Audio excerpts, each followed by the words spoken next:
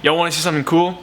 This is a picture of me. This is a picture of me taken on May 17th, 2022. This is a picture taken of me 2 weeks ago. Shit! Yeah, baby! Hard work pays off, baby. Hard work pays off! Da!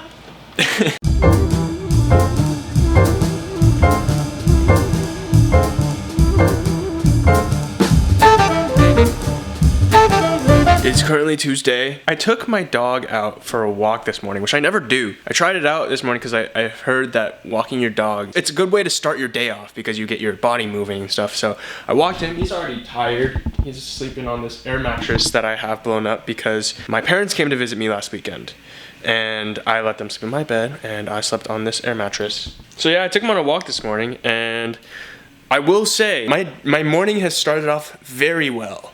I feel good. But how long will it last is the question. I feel like I'm gonna have to make the most out of this energy spurt that I have because I had my morning coffee already. I went on that walk this morning with Russell. So I feel like I have to do as much as I can while I feel energized. So on today's agenda, I have to make a TikTok because my main social media platform is TikTok. If you guys don't follow me on TikTok, go follow me. And then after that, after I finish, I think I'm gonna build a bunch of furniture that I got. I went to IKEA with my parents and they helped me pick out shelving unit because I don't have any storage here. If you see that little corner right there, it's just a bunch of junk that like doesn't have a place in my apartment yet. And then the coffee table. Coffee table will be a nice addition to this living room. So I'm gonna spend my day doing that. He's gonna spend his day sleeping wherever he can find the most comfortable spot. Isn't that right? Oh, he's cute.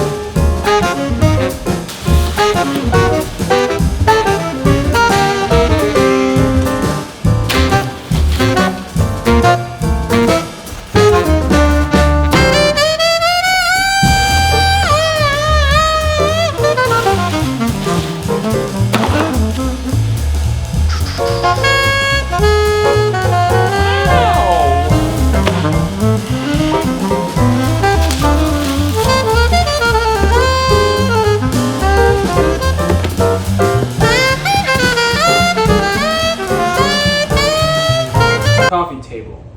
What's a coffee table without a coffee?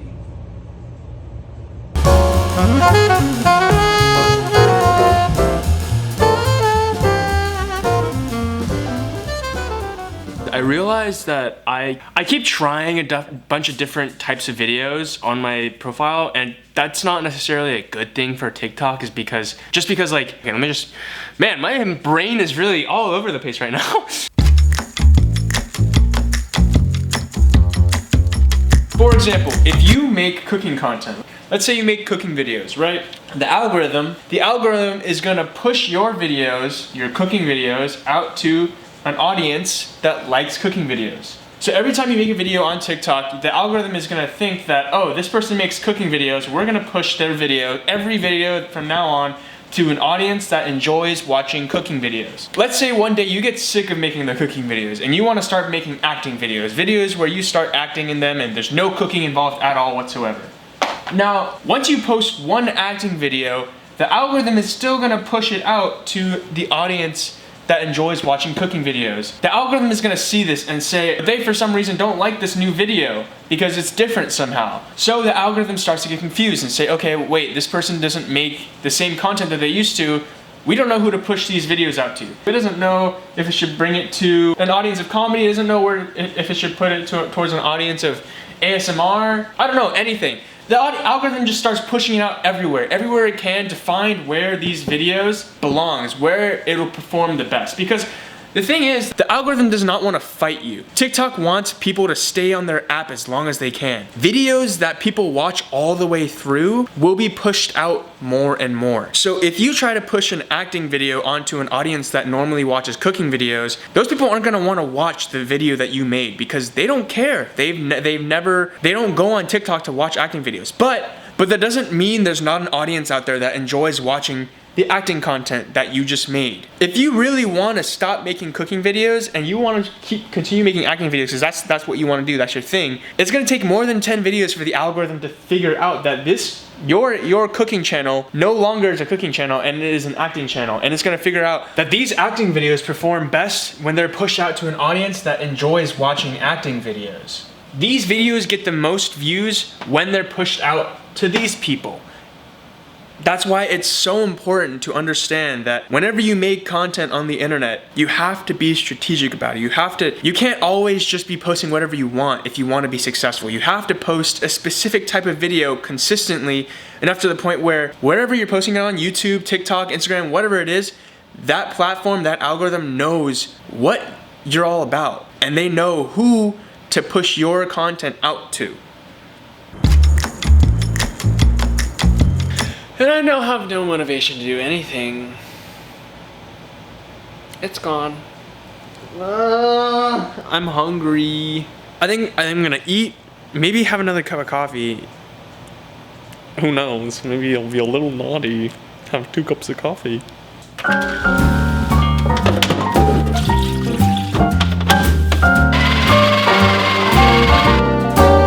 A little different than all the rest. I'm quite old-fashioned, wear a hat, sometimes play chess. And when I'm out, I'm looking for that vintage fling. But all complexions that I adore, so hard to find, they seem impossible to score. So I dream of find that vintage love. It's hot. Kept on looking, but everyone's such a bore. Out of a sudden, you came through the door. At the next table, your whiskey neat. The lights were dimmed as our eyes met, moves on me. And forevermore, I like to share that vintage dream.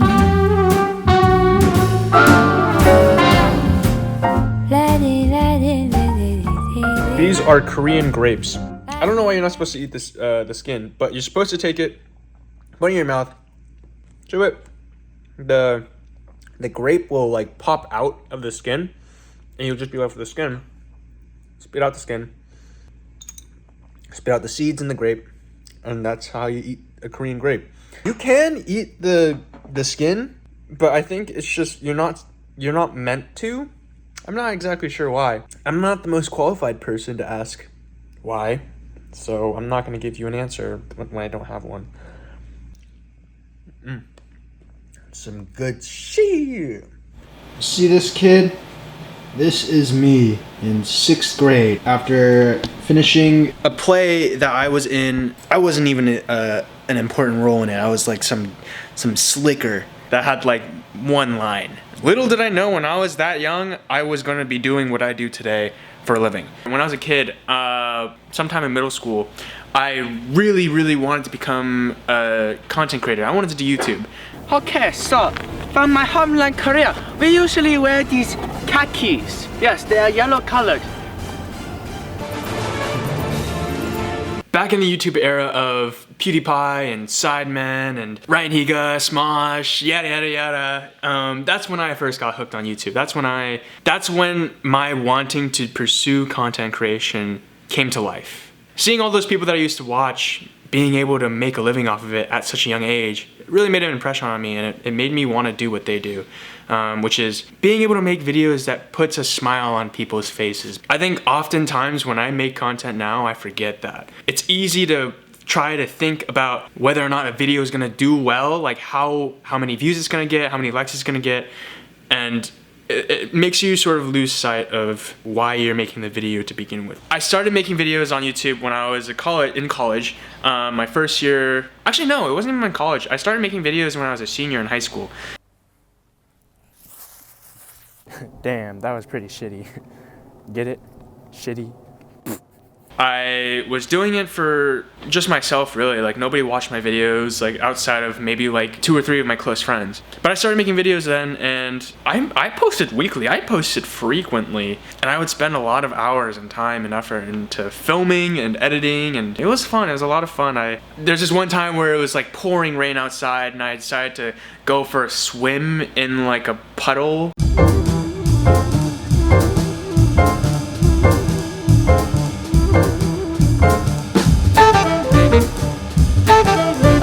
I kind of stopped because it wasn't going anywhere. I was just kind of making videos for fun, and like I was spending a lot of time doing that rather than studying for school, and like my grades kind of suffered for it. Eventually, COVID hit. As soon as COVID hit, I went back home and I was just, you know, sitting in my room all day, not really doing much. I was either watching lectures and taking quizzes or playing League. Oh, look at the class, look at the moves! And just playing video games and nothing else really. I didn't even really go outside. And eventually I was bored enough to get TikTok. I started making videos on TikTok just like for fun, and I was like, oh, this could be interesting and funny, and not really having any expectations for it. But then I started gaining somewhat of an audience, and I was making videos, and some of them were doing kind of well, like going viral, and I was like, oh wow, like maybe I could try to make this into something. Yeah, boy. So I kept going at it, and I'm where I'm at today with a lot of followers on TikTok. I'd say a good amount. I'd say like, you know, like 5 million, you know.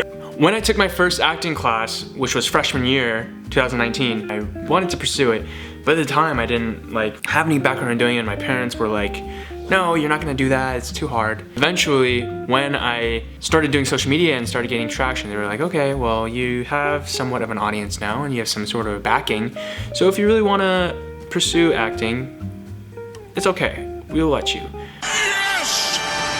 Yes! If I were to tell my 12-year-old self, that 10 years down the line, I was going to be pursuing acting and doing social media full time, I would have been really happy. I would be very proud of where I've come so far. Whenever I start feeling unmotivated, whenever I start questioning what I'm really doing with my life, and what if it doesn't work out, what if it doesn't, you know, go the way I wanted to, I remind myself, that kid right there, that kid, if he were to see what I'm doing right now, he'd be pretty fucking happy. He'd think I'm pretty sick. Everything I do now is for him. Everything I do now is for that version of me.